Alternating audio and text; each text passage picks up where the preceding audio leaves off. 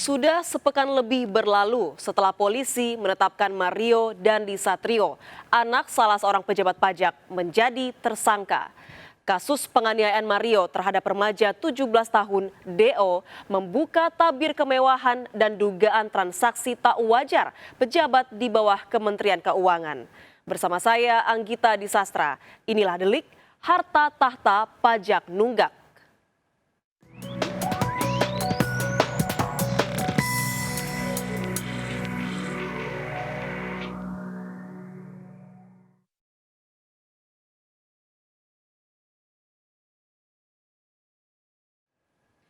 Penganiayaan terhadap DO oleh Mario Dandi Satrio berujung pada pemberhentian Rafael Alun Trisambodo sebagai salah satu pejabat dalam Ditjen Pajak.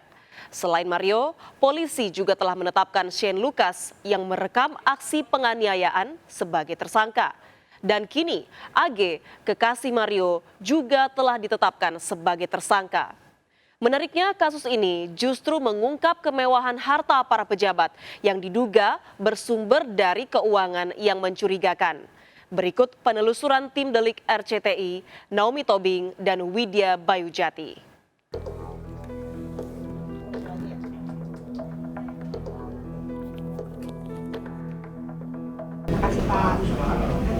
Kak, untuk pengamat perpajakannya bisa besok diwawancara.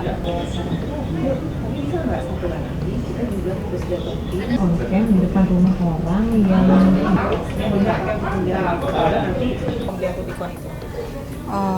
Oke deh, coba besok aku. Oke, ditunggu progresnya ya.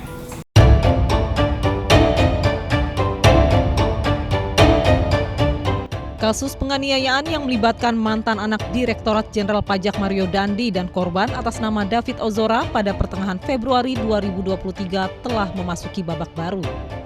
Polda Metro Jaya telah melakukan rekonstruksi penganiayaan di tempat kejadian perkara yang berlokasi di Kompleks Green Pesanggerahan, Jakarta Selatan. Dalam olah TKP yang dilakukan, polisi mendatangkan dua tersangka yakni Mario Dandi dan Shane Lucas untuk memperagakan 23 adegan yang nantinya menyamakan keterangan pelaku dan barang bukti yang sudah diperiksa Polda Metro Jaya. Di mana dalam proses rekonstruksi ini kita mencari keidentikan dari berbagai alat bukti yang ada. Baik dari keterangan saksi, keterangan tersangka, kemudian dari digital forensik yang kita peroleh, baik itu dari HP maupun CCTV. Sebagaimana yang pernah saya sampaikan, kami sampaikan bahwa dari persesuaian beberapa alat bukti ini, kita bisa menemukan peranan dari masing-masing tersangka yang ada di TKP tersebut. Ya. Sebelumnya pada 8 Maret 2023, Polda Metro Jaya telah menetapkan Agnes Gracia yang juga kekasih Mario Dandi sebagai tersangka baru.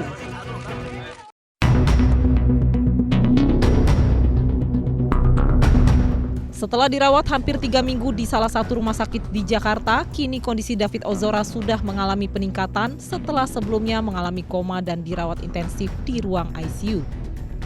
Melalui laman Twitter ayah David Ozora, Jonathan Latumahina mengungkapkan jika kondisi David Ozora akan memasuki fase pemulihan emosional. Namun belum mengenal orang di sekitar ketika diajak berkomunikasi. Dampak kasus kekerasan yang dilakukan anak dari Rafael Alun Trisambodo akhirnya membuka tabir sejumlah persoalan di Kementerian Keuangan. Rafael Alun Trisambodo memiliki harta sebesar 56 miliar rupiah. Kepala Bea Cukai Yogyakarta yang gemar pamer harta tak luput dari sorotan. Berdasarkan LHKPN pada 31 Desember 2021, Eko Darmanto memiliki kekayaan sebanyak 15,7 miliar rupiah. Publik juga dikejutkan dengan harta kekayaan Kepala Bea Cukai Makassar, Andi Pramono, sebesar 13,7 triliun rupiah. Laporan dari pegawai pajak di Sumatera Utara terkait dugaan rekening virtual perusahaan ilegal yang selama 2 tahun diabaikan oleh pihak Kemenq. Dugaan adanya aliran dana mencurigakan sebesar 300 triliun rupiah di dalam Kementerian Keuangan disampaikan Menko Polhukam Mahfud MD. Saya sudah dapat laporan yang pagi tadi terbaru malah ada pergerakan mencurigakan sebesar 300 T di lingkungan Kementerian Keuangan yang sebagian besar ada di Direktorat Jenderal Pajak dan Cukai. Itu yang hari ini. kemarin ada 69 orang dengan nilai hanya tidak sampai triliunan, ratusan miliar. Sekarang hari ini sudah ditemukan lagi. Di sini kira-kira 300 itu harus dilacak. Menanggapi pernyataan dari Mahfud MD, Menteri Keuangan Sri Mulyani mengungkapkan dirinya akan segera menyikapi laporan tersebut. Jadi pada dasarnya begini, ada setiap tahun PPATK itu mengirimkan informasi kepada kita mengenai transaksi yang disebut material. Dari 2009 sampai dengan 2022 atau 23 ini ya, itu ada 196 surat yang disampaikan. Sebagian yang sudah kita sampaikan follow up yang dilakukan oleh Inspektorat Jenderal, kita juga sampaikan di situ, ada yang dilakukan eksaminasi, ada yang memang kalau kasusnya memang terbukti maka dilakukan hukuman disiplin, ada yang sudah dicopot atau dikeluarkan, itu semuanya ada statusnya. Menurut Pak Ivan masih ada 70 yang kita perlu untuk memberikan keterangan tambahan, kita akan sampaikan. Jadi saya sampai hari ini karena baru menerima suratnya tadi pagi, jadi saya belum melihat angkanya ya. Mengenai 300 triliun terus terang saya tidak lihat, di dalam surat itu nggak ada angkanya. Jadi saya nggak tahu juga 300 triliun itu dari mana angkanya.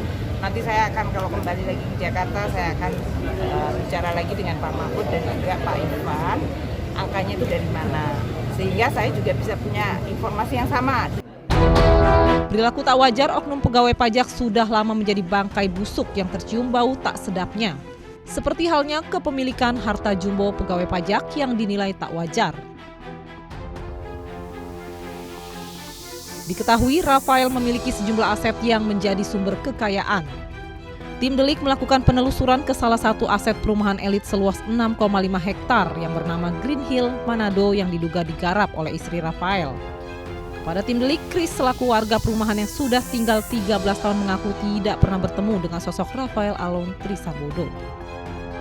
Saya tidak pernah melihat. Jadi kami di sini dipertemukan dengan waktu beli rumah awal pertama kali dengan pegawai-pegawai di sini, ada juga mungkin manajernya atau direkturnya. Tapi kalau owner saya belum pernah ketemu sampai sekarang. Tidak hanya kompleks perumahan di Yogyakarta, diketahui mantan pegawai Ditjen Pajak ini memiliki usaha restoran megah yang berlokasi di Yogyakarta. Selain aset tidak bergerak, salah satu yang menarik atensi masyarakat yakni Jeep Rubicon yang dikendarai Mario Dandi saat menganiaya David Ozora. Terungkap fakta jika kepemilikan mobil tersebut tidak atas nama keluarga dari Rafael Alun Trisambodo. Namun atas nama Ahmad Syarifuddin yang tinggal di kawasan padat penduduk di Mampang. Tim Delik melakukan penelusuran terkait sosok dari Ahmad Syarifuddin, namun alamat rumah yang dulu ditinggalinya kini sudah berganti penghuni dan tidak mengenal sosok dari Ahmad Syarifuddin. Katanya sih pernah tinggal di sini tahun 2007 kalau nggak salah tuh. Awalnya sih kaget juga kok bisa viral gitu gara-gara yang Rubicon itu. Tadinya nggak tahu gitu, kaget aja sih bisa viral. Pemirsa, tepat di belakang saya ini adalah rumah yang dulu ditempati oleh Ahmad Syarifuddin pada tahun 2007 lalu. Fakta yang mengejutkan tentang rumah yang berlokasi di Gang Sempit ini, justru pemiliknya tercatat memiliki satu unit mobil Rubicon yang sempat dikendarai oleh anak dari Rafael Alun Trisambodo.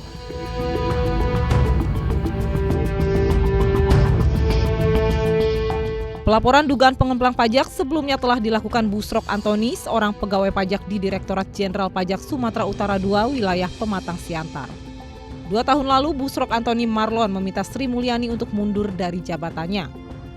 Hal ini dilatar belakangi laporan pengaduan kecurangan pajak perusahaan yang tak pernah ditanggapi pihak Kemenkyu. Nah, PT yang saya adukan ini tidak bisa juga dikategorikan sebagai wajib pajak badan, sehingga DJP tidak perlu khawatir dalam hal memberitahukan kepada saya terkait dengan PT ini.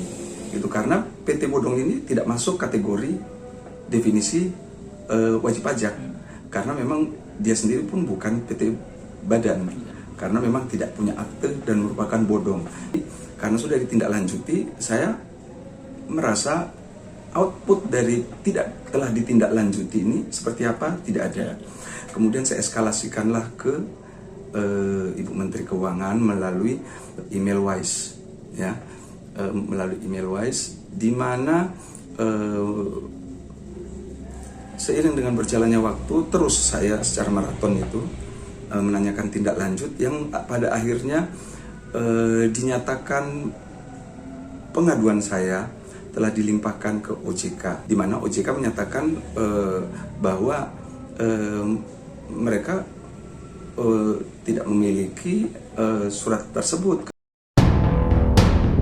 Nyatanya, pajak perusahaan yang dilaporkannya justru menggunakan akun-akun virtual bodong yang terdapat di beberapa bank yang diduga berujung pada pencucian uang. Hal ini terjadi lantaran fungsi pengawasan bank tidak berjalan. Akan banyak ini ditemukan rekening-rekening virtual di 8 bank yang saya adukan yang dimiliki oleh PT-PT bodong, ya, sehingga ini kan kategorinya bisa selain pidana perpajakan juga pencucian uang. Kenapa bisa menerbitkan rekening virtual ke PT bodong? Busrok sudah mencoba melakukan pengaduan kepada aparat kepolisian, namun sayangnya pengaduan Busrok dimentahkan oleh Polda Sumatera Utara. Menurut Busrok, Polda Sumut terkesan menutup laporan yang telah dibuatnya. Dari pihak kepolisian pun menyatakan mereka punya surat dari Bank Indonesia bahwa PT legal boleh membuat rekening virtual di bank-bank dengan nama PT ilegal. Nah, waktu itu saya minta sama pihak Polda Sumut, mana surat dari BI? Katanya rahasia. Akhirnya saya konfirmasi ke Bank Indonesia, di mana Bank Indonesia menjawab bahwa Bank Indonesia tidak pernah menerbitkan surat terkait dengan yang saya minta, dikarenakan pembukaan rekening itu tidak lagi ranahnya Bank Indonesia, tapi merupakan ranahnya OJK. Sehingga saya berkesimpulan Oknum Polda Sumut memang sengaja ingin menutup pengaduan saya dengan surat bodong juga yang memang tidak pernah ada mengatasnamakan Bank Indonesia. Mencuatnya kasus penyelewengan jabatan hingga tingginya kekayaan pegawai di tubuh Kementerian Keuangan justru berdampak pada ketidakpercayaan masyarakat terhadap Kementerian Keuangan, terutama dalam hal membayar pajak. Masyarakat akan kehilangan kepercayaan. Untuk apa gue bayar pajak kalau ternyata pajak yang gue bayar bukan untuk bangun jalan, bukan untuk memberikan bantuan ke rakyat miskin, tapi dipakai untuk beli Harley pejabatnya. Terbukanya tabir kekayaan fantastis dari oknum pegawai Kementerian Keuangan justru menimbulkan banyak pertanyaan, apakah memang selama ini banyak mafia pajak di tubuh Kementerian Keuangan itu sendiri? Gaya mewah para pegawai pajak menjadi sorotan setelah diketahui Rafael Alun Trisambodo memiliki harta 56 miliar rupiah. Lantas dari mana harta fantastis tersebut? Delik akan kembali sesaat lagi.